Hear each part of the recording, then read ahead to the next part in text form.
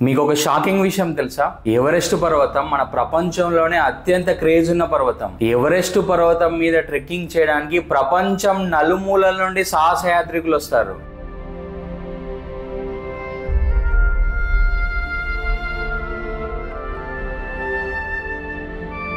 Nepal government Everest మీద trekking చేయడానికి చాలా పబ్లిసిటీ చేస్తుంది. ఎవరెస్ట్ మౌంటైన్ మీద ట్రెక్కింగ్ ని ప్రమోట్ చేస్తుంది. ఎందుకంటే ఎవరెస్ట్ పర్వతాన్ని ఎవరు అధిరోహించాలన్నా ఫస్ట్ నేపాల్ గవర్నమెంట్ కి $11,000 కట్టాలి. చాలా ప్రాఫిటబుల్ బిజినెస్. ప్రతి ఒక్కరు ఇన్సూరెన్స్ చేయించుకోవాల్సిందే. ఇన్సూరెన్స్ కంపెనీలకు కూడా బాగా లాభం. ఈ మౌంట్ ఎవరెస్ట్ అనేది మంచి కమర్షియల్ మౌంటైన్. కానీ సునందాదేవి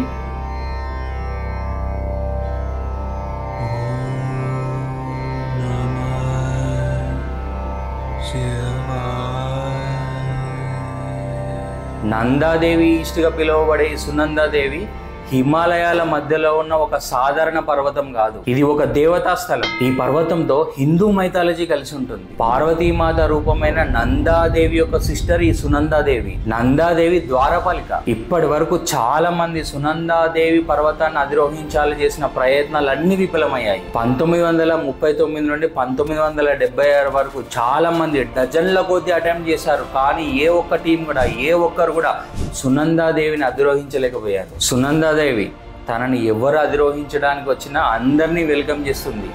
కానీ మధ్యలోకి వెళ్ళాక మొదలవుతుంది అసలైన జంతర్ మంతర్. అటు ముందడికి వెళ్ళలేరు, ఇటు వెనక్కి రాలేరు. ఎందుకంటే కింది నుండి మీదికి వచ్చిన మార్గం ఆటోమేటిక్గా మూసుకొని పోతుంది, కనిపించకుండా పోతుంది. వాతావరణం అనుకూలించదు. అనుకోకుండా అకస్మాత్తుగా తుఫాన్లు వస్తాయి. అనుకోని ప్రమాదాలు జరుగుతాయి. చాలా మంది చనిపోతారు. హెలికాప్టర్లతోటి కూడా వెతికించి మృతదేహాలను వెలికితీసే ప్రయత్నాలు కూడా చాలా జరిగాయి. అట్లాంటి సంఘటనలు చాలా ఉన్నాయి. ఎవరైనా కానీ సునందాదేవి పర్వతాన్ని అధిరోహించాలంటే ఇంట్లో చెప్పి రావాల్సిందే. ఇంకా ఇంటికి తిరిగి రాలేమో అని. ఇన్సూరెన్స్ కంపెనీలు కూడా ఇన్సూరెన్స్ చేయవు. ఎవరెస్ట్ పర్వతం అంటే ప్రపంచంలో ఉన్న ప్రతి ఒక్కరికి తెలుస్తుంది. కానీ సునందాదేవి పర్వతం అంటే ఎంతమందికి తెలుసు? Sunanda Devi forgotten Himalayan sacred mountain, living intelligent mountain. ఈ వీడియోలో నేను సునందాదేవి గురించి చాలా ఇంట్రెస్టింగ్ విషయాలు చెప్పబోతున్నాను. ఎక్కడ కూడా స్కిప్ చేయకుండా లాస్ట్ వరకు చూడండి. ఈ వీడియో నచ్చితే మీకు చిన్న లైక్ కొట్టండి. ఇంకా మా ఛానల్ సబ్స్క్రైబ్ చేసుకోకపోతే సబ్స్క్రైబ్ చేసుకోండి. అయినా ఈ ప్రాణాలను పణంగా పెట్టి పర్వతాలు అధిరోహించడం అవసరమా? మీకు కూడా ఇలానే అనిపిస్తుంది కదా? పుర్రకో బుద్ధి జీవకో రుచి అంటారు.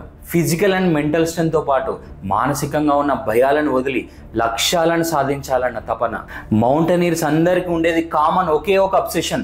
లక్ష్యం ఎంత పెద్దదైనా దాన్ని చేరుకోవాలని. మౌంటైనీర్ అంటే ఒక హాఫ్ సైంటిస్ట్, ఒక ఎక్స్ప్లోరర్, ఒక సాహస యాత్రికుడు. ఒక సగటు మనిషికి కావలసిన ఆక్సిజన్ కూడా దొరకలేని పరిస్థితులలో వేసే ప్రతి అడుగులో చావు ప్రమాదం ఉందని తెలిసినా కానీ తన లక్ష్యం వైపు అడుగులు వేస్తూ చివరికి లక్ష్యాన్ని చేరుకుంటాడు, విజయం సాధిస్తాడు. అది ఒక మౌంటైనీర్. ఇలాంటి సేమ్ అబ్సెషన్ ఒక చిన్నారి దగ్గర చూసిన. పర్వతాలు ఎక్కలేకపోయినా విధిని ఎదిరించి జీవితంలో విజేతగా సాధించాలన్న ఒక తాపత్రయం, తల్లిదండ్రులకు ఒక మంచి పేరు తీసుకురావాలన్న తపన చివరికి సాధించాడు. నేషనల్ పారా గేమ్స్లో జావెలిన్ అండ్ షాట్ పుట్ విభాగంలో మన తెలంగాణకి 1 కాదు 2 గోల్డ్ మెడల్స్ సాధించాడు. All the best Vishwaksena. నువ్వు నెక్స్ట్ వచ్చే ఏషియన్ గేమ్స్లో, పారా ఒలింపిక్ గేమ్స్లో మన భారతదేశానికి నీ కన్న తల్లిదండ్రులకి మంచి పేరు తీసుకొని రావాలని మా ఛానల్ తరపున నేను మనస్ఫూర్తిగా కోరుకుంటున్నాను. ఇప్పుడు మన టాపిక్లోకి వస్తే అబ్సెషన్ ఉండడం తప్పు కాదు. కానీ అబ్సెషన్ ఎంత మూల్యానికి? ఎవరెస్ట్ పర్వతానికి ఎటువంటి మైథాలజికల్ సిగ్నిఫికెన్స్ లేదు. ఇప్పుడు లేదు, అప్పుడు లేదు, ఎప్పుడు లేదు. ఎవరెస్ట్ ఒక ప్యూర్ కమర్షియల్ మౌంటైన్. కానీ సునందాదేవికి సైన్స్ అనే పదానికి అర్థం తెలియని రోజుల నుండి చాలా పురాణ గాథలు ప్రాచుర్యంలో ఉన్నాయి. చాలా మంది నందాదేవి పర్వతాన్ని అధిరోహించాలని, నందాదేవి ఇన్నర్ శాంక్చురీని చేరుకోవాలని చేసిన ప్రయత్నాలని విఫలమయ్యాయి. చాలా మంది ప్రాణాలు కోల్పోయారు. కానీ సులువైన మార్గం సునందాదేవి పర్వతం. సునందాదేవి పర్వతాన్ని అధిరోహించి కిందికి దిగితే అక్కడ కనిపించేది నందాదేవి ఇన్నర్ శాంక్చురీ. సునందాదేవి పర్వతం నుండి ఒక స్ట్రేట్ లైన్ గీస్తే నందాదేవి పర్వతం కేవలం 3 కిలోమీటర్లు ఉంటుంది. కానీ సునందాదేవిని ఎక్కి సునందాదేవి పర్వతాన్ని అధిరోహించి కింది దిగడం అంత ఆషామాషి వ్యవహారం కాదు.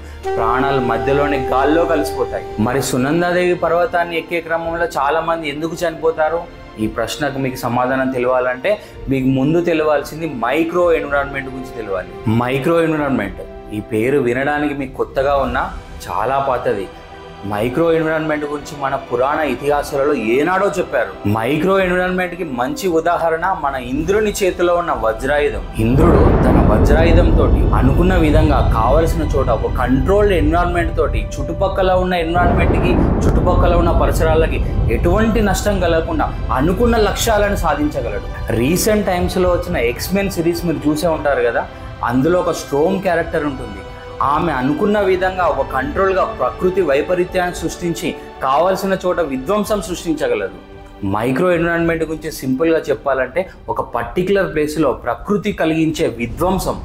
ఎంత శాటిలైట్ వెదర్ రిపోర్ట్స్ తీసుకొని నందాదేవి సునందాదేవి పర్వతాల మీద పర్వతారోహణ మొదలుపెట్టిన మధ్య మార్గంలోకి వెళ్ళగానే అనుకోని ప్రకృతి విపత్తు కలుగుతుంది, అనుకోని తుఫాన్లు కలుగుతాయి. ఆ ప్రకృతి విధ్వంసం వల్ల చాలామంది చనిపోతారు, కొంతమంది వెనక్కి వచ్చేస్తారు. మరి ఇలాంటి మైక్రో ఎన్విరాన్మెంట్ కలిగిన పర్వతాలు మన భూమి మీద ఎన్ని ఉన్నాయి? కేవలం నందాదేవి సునందాదేవి తప్ప ఎక్కడ లేదు. నిప్పు లేనిదే పొగరాదంటారు.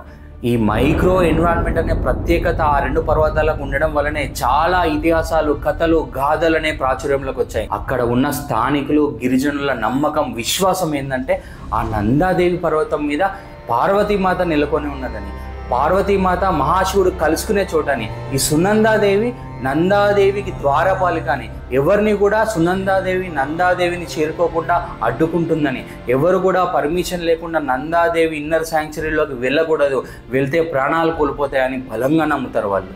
టెక్నాలజీ ఎంత అభివృద్ధి చెందిన సునందాదేవి పర్వతాన్ని అధిరోహించి నందాదేవి ఇన్నర్ శాంక్చురీలోకి చేరుకున్న నర మానవుడు ఇప్పటి వరకు లేరంటే అది ఎంత ప్రమాదకరమో మీరే అర్థం చేసుకోండి. అది 1963 సంవత్సరం మే 1 జిమ్ విట్టేకర్ అనే ఒక అమెరికన్ సాహసయాత్రికుడు ఎవరెస్ట్ పర్వతాన్ని అధిరోహించి చరిత్ర సృష్టించిండు. కానీ అదే సంవత్సరం అదే నెల సరిగ్గా 22 రోజుల తర్వాత అదే అమెరికాకు చెందిన మరొక సాహసయాత్రికుడు ఎవరెస్ట్ పర్వతాన్ని వెస్ట్ రిడ్జ్ నుండి ఎక్కి అవతల వైపుకు దిగి చరిత్రను తిరగరాసాడు.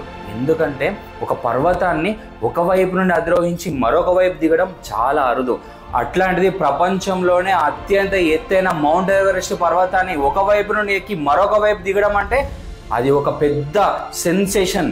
అమెరికా నుండి వచ్చి సెన్సేషన్ క్రియేట్ చేసిన ఆ వ్యక్తి పేరు విల్ అన్సోల్డ్. ఒక సాహసయాత్రికుడు మాత్రమే కాదు, ఆయన ఒక గొప్ప ఫిలాసఫర్. ఆయన ఒకసారి మన భారతదేశానికి పర్యటనకు వచ్చినప్పుడు ఉత్తరాఖండ్లో ఉన్న ఇండియన్ మౌంటైనీర్ ఫౌండేషన్ విజిట్ చేసిండు. ఉత్తరాఖండ్ రాష్ట్రంలో ఉన్న హుందాగా టీవీగా కనబడే నందాదేవి పర్వతాన్ని చూసి మంత్రముగ్ధుడయ్యాడు, తన్మయత్వానికి లోనయ్యాడు. అక్కడ ఉన్న గిరిజనులు చెప్పే కథలు విన్నాడు, చాలా మెస్మరైజ్ అయ్యాడు. విల్ అన్సోల్డ్ ఎంత తన్మయత్వానికి గురైందంటే ఆయన పుట్టిన పాపకి నందాదేవి అన్సోల్డ్ అనే పేరు పెట్టుకున్నాడు. అంత తన్మయత్వానికి లోనయ్యాడు. ఎవరెస్ట్ పర్వతాన్ని అధిరోహించి ప్రపంచవ్యాప్తంగా పేరు ప్రఖ్యాతలు తెచ్చుకున్న విల్ అన్సోల్డ్ని చూస్తూ పెరిగింది వాళ్ళ కూతురు నందాదేవి అన్సోల్డ్. అందరు అమ్మాయిలాగానే నందాదేవి అన్సోల్డ్ కూడా తన ఫాదర్ని ఒక రోల్ మోడల్గా తీసుకుంది. తన ఫాదర్ లాగానే కావాలనుకుంది, తన ఫాదర్ అడుగుజాడల్లోనే నడవాలనుకుంది. తను కూడా ట్రెక్కింగ్ మొదలుపెట్టింది, తను కూడా మౌంటైనరింగ్ ఫౌండేషన్లో జాయిన్ అయింది, తను కూడా ట్రైనింగ్ తీసుకుంది. తను కూడా తన ఫాదర్తో పాటు చాలా చిన్న చిన్న మౌంటైన్స్ని ట్రెక్కింగ్ చేసింది, చాలా పర్వతాలను అధిరోహించింది. 1975 సంవత్సరం వరకు చాలా మంది నందాదేవి సునందాదేవి పర్వతాలను అధిరోహించాలని చేసిన ప్రయత్నాలన్నీ విఫలమయ్యాయి. అప్పటికే నందాదేవి మీద 1965 సంవత్సరంలో అమెరికా సీక్రెట్గా CIA ఆపరేషన్ చేసి అట్టర్ ఫ్లాప్ అయింది. అది 1976 సంవత్సరం. విల్ అన్సోల్డ్ ప్రపంచంలోనే అత్యంత ఎత్తైన ఎవరెస్ట్ పర్వతాన్ని ఒకవైపు నుండి ఎక్కి మరొక వైపు దిగిన అనుభవం ఉంది. తను నిర్ణయించుకున్నాడు ఏ విధంగానైనా సునందాదేవి పర్వతాన్ని అధిరోహించాలి అని. 1976 సంవత్సరంలో విల్ అన్సోల్డ్ తన కూతురు నందాదేవి అన్సోల్డ్తో పాటు భారతదేశానికి ప్రయాణమయ్యాడు. ఉత్తరాఖండ్లో ఉన్న ఇండియన్ మౌంటైనరింగ్ ఫౌండేషన్కి చేరుకున్నాడు. కేవలం ఒకే ఒక లక్ష్యం, ఏ విధంగానైనా సునందాదేవి పర్వతాన్ని అధిరోహించాలని. కానీ వారికి తెలియని ఒక విషయం, నందాదేవి సునందాదేవి పర్వతాల మీద మైక్రో ఎన్విరాన్మెంట్ ఉంటుందన్న విషయం. సునందాదేవి పర్వతారోహణ మొదట్లో చాలా సునాయాసంగా ఆహ్లాదభరితంగా ఉంటుంది. విల్ అన్సోల్డ్ తన టీంతో పాటు తన కూతురుతో పాటు సునందాదేవి బేస్ క్యాంప్కు చేరుకోవడం జరిగింది. బేస్ క్యాంప్ నుండి హై ఆల్టిట్యూడ్కి చేరుకునే క్రమంలో ఒక్కసారిగా వాతావరణం మారిపోయింది. నందాదేవి అన్సోల్డ్ అనారోగ్యానికి గురైంది. అప్పటి వరకు ఆరోగ్యంగా ఉన్న నందాదేవి అన్సోల్డ్ ఒక్కసారిగా పల్మోనరీ ఎడిమా బారిన పడింది. రక్తం గడ్డ కట్టుకొని చనిపోయింది. చేసేది ఏం లేక తన తండ్రి విల్ అన్సోల్డ్ కన్నీటి పర్యంతమయ్యాడు. అక్కడే అంత్యక్రియలు పూర్తి చేశాడు. అక్కడే తన శవాన్ని ఆ మంచులోనే కప్పేసి అమ్మవారికి అర్పించి ఇక చేసేది ఏం లేక ముందుకు వెళ్ళలేక తన టీం సహాయంతో మళ్ళీ వెనక్కి తిరిగి రావడం జరిగింది. కేవలం నందాదేవి అన్సోల్డ్ మాత్రమే కాదు, ఇట్లాంటి సంఘటనలు చాలా జరిగాయి సునందాదేవి పర్వతం మీద. నియమం, ఈ సృష్టిలో మనుషులు పుట్టక ముందు నుండే నియమాలు ఉన్నాయి. ప్రకృతి పెట్టిన నియమాలు ఉన్నాయి. ఎప్పుడు ఎండగొట్టాలి, ఎప్పుడు వర్షం పడాలి, ఎప్పుడు రాత్రి కావాలి, ఎప్పుడు పగలు కావాలి, నియమాలు. ఈ నియమాలు సైన్స్ పుట్టక ముందు నుండే ఉన్నాయి. మనం నియమాలు పాటించాలి కదా.